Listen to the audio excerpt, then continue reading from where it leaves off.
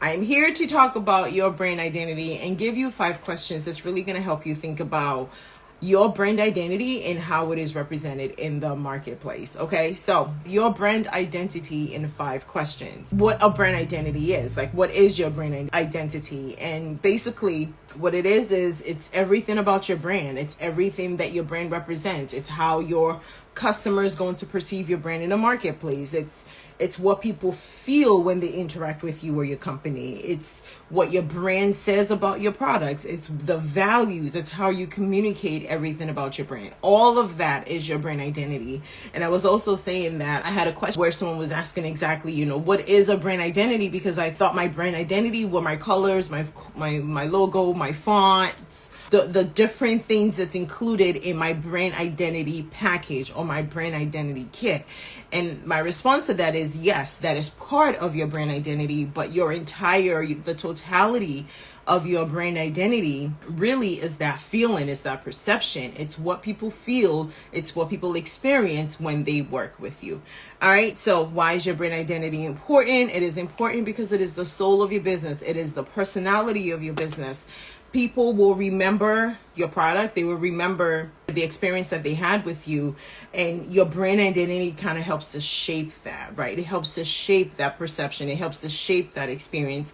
It helps to shape how they feel about you and your brand. So now let's get into the 5 questions. And for some of you, if you've already done this work where you know who you serve, what you do, how you do it, how you stand out, what your UVP is, if you know what your mission is, all these core concepts that I'm going to inspire you to think about today. If you already have that, then you already had it ahead of the game. You probably already have your brand identity all together, right? If you haven't thought about these core concepts of your business, you may need to do a little bit of research. And if you have thought about it, like I said, you already ahead of the game. You might just need to refresh. You might just need to review. You might just need to refine. So let's get into the 5 questions that you absolutely should answer as you're thinking of crafting and developing your brand identity. Number 1 is, what is your brand purpose? Why does your brand exist? Like, you know this. You want to be able to articulate this in your brand identity. Number 2, what is your brand's vision? What is your brand vision? What would the world look like if you succeeded in your purpose? What is your brand vision? Number 3, what is your brand's mission? What is your brand's mission? How are you going to achieve your vision? How are you going to bring that vision to life? What is your mission? What are you out here trying to do? Number 4, what are your brand values? A lot of people skip over this one. Like, a lot of people are really good with mission, vision. Sometimes they articulate the purpose. But the values, I think, are incredibly important, especially when you are a service-based business. Your values are important so you can communicate what your brand culture is, what your brand values are. What is it that is important to you? What do you stand for?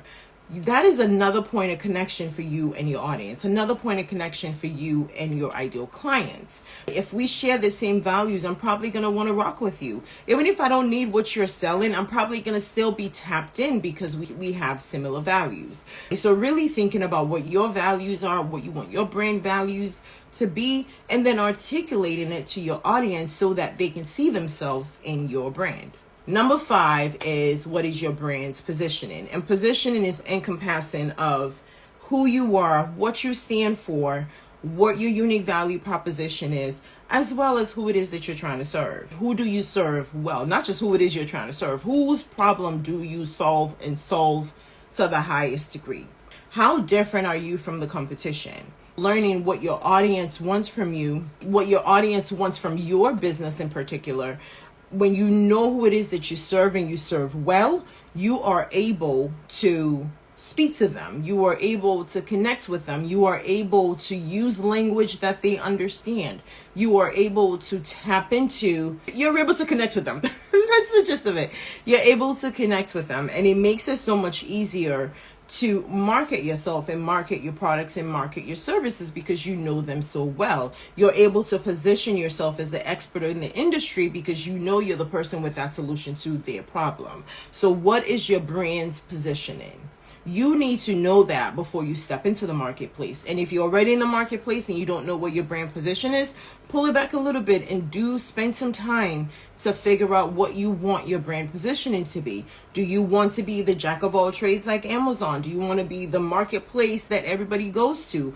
Or do you want to be a Louis Vuitton where people only come when they have 4 figures, right, to spend? Not 4 figures in their bank account, they have 4 figures to blow, right? So, or do you want to be somewhere in between? Do you want to be the person that solves for everybody, or do you want to be the person that serves for a particular person? You need to decide what you want your brand positioning to be. And in the same breath as you're thinking about who it is that you're serving, if you're serving a little versus you're serving a lot, you also want to think about what is it that you do differently from the other people who are doing similar things in your industry. So position is really important in addition to the other things that I just mentioned. So I'll go over the 5 questions again so that you have it.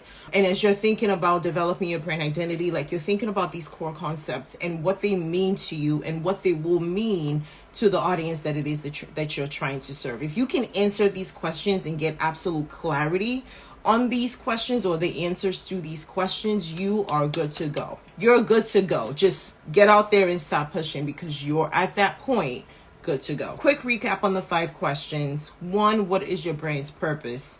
Why does your brand exist? Okay. 2, what is your brand's vision? What would the world look like if you succeeded in your purpose? 3, what is your brand's mission? How are you going to achieve your brand's vision? We need to know these things.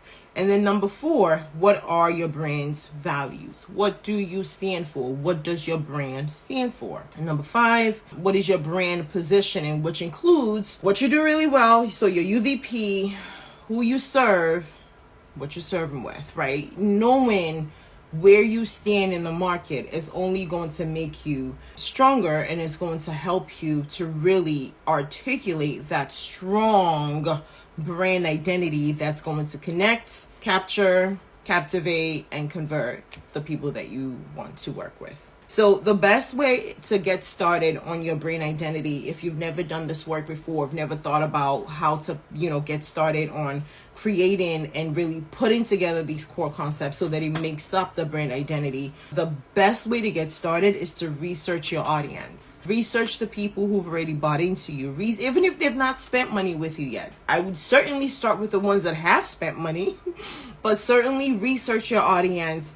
Research your value proposition, complete a SWOT analysis so you know where you stand in the market. And a SWOT analysis, for those who don't know, is a analysis that goes over your strengths, your weaknesses, your opportunities, and the threats in your business. And the threats in your business, look at your competition. Competition doesn't necessarily have to be a threat, but you need to be aware of what the competition is, who the competition is, what are they doing, what do they do really, really well, what do they not do really well, because that'll allow you, it will help you to see where the gap is in the market.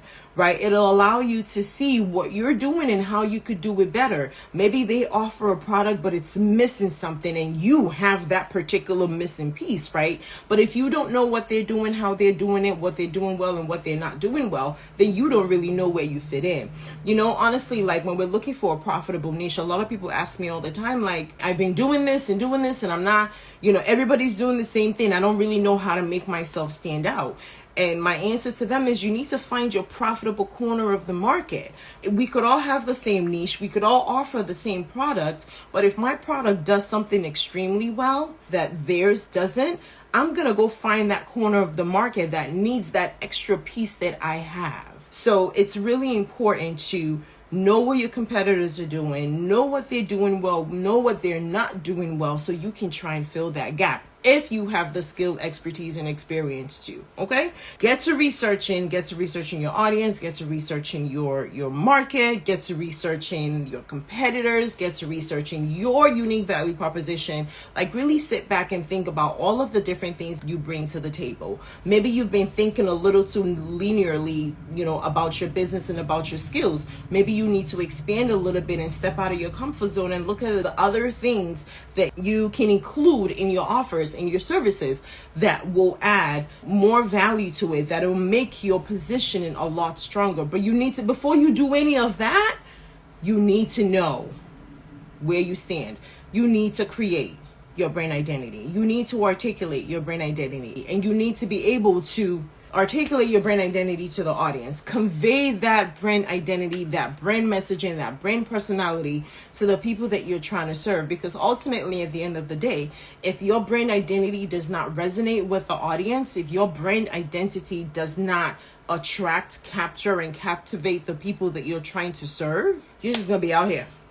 You're just going to be out here. And that's really the fact of the matter. Get to researching. Make sure, you know why you are the best solution for the problems of the people that you are trying to serve. As in every other business activity, as in every other thing that we do for our business, research. We don't just buy a product because they tell us this is the product or this is the system or this is the tool that you need to have. You do your due diligence and you do your research, right? So as you are developing your brand identity, like really spend some time, even if you have a brand identity and you want to reestablish your positioning in the market, you want to reestablish, or you're launching something, right?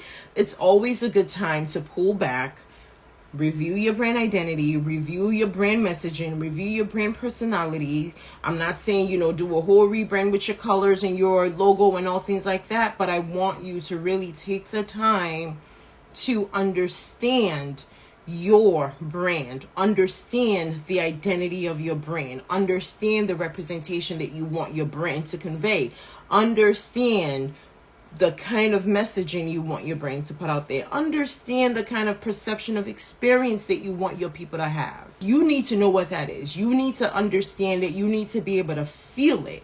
You need to know that it's the right experience, that it's the best experience for them. Because if they come in and they had one perception of experience based on the brand identity that you put out there, and then they come in and have a completely different experience, they're probably not going to come back. And that's just the matter of it. That's just the fact of it. So think about your experiences with businesses. Think about your experiences, good and bad, with different brands that you've interacted with, and which one inspires you to come back, and which ones before you're even done with that first transaction, you are like, I'm never coming back here. I'm never doing this again. Think about the things that led you to think about, I'm definitely going to come back and patronize them again. And think about the things that led you to, probably not going to do this again because they're not the right one for me. Think about how you can incorporate some of those positives into your brand identity. And also think about how you can mitigate for the negative in creating your brand identity. Long and short of the matter is you need to have a cohesive brand identity. You need to have an articulate brand identity. You need to be able to convey said brand identity to your audience. They need to be able to resonate with them. They need to be able to resonate with the identity. They need to be able to resonate with your brand. They need to be convinced that you are the person for them, and your brand identity is a really, really impactful, strong way to do so if you take the time to build and develop a strong brand identity.